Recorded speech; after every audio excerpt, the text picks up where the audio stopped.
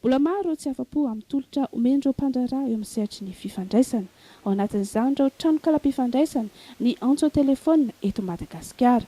Ho fanatsarana izay kalitao izay dia nomena fiofanana tamin'ny alalan'ireo consultant na manam-pahaizana manokana avy any ivelany ireo mpandraharaha eto Madagasikara.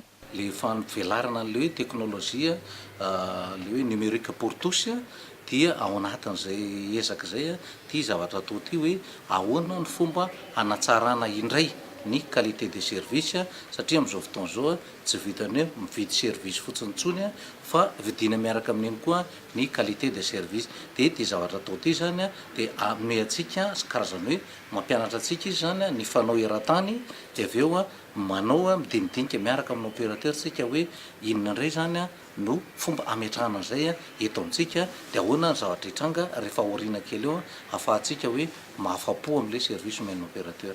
Ny 30 ka hatramin'ny 7 volana novambra no faharetan'ity atrikasa ity izay atao eto amin'ny Artec Ivandry.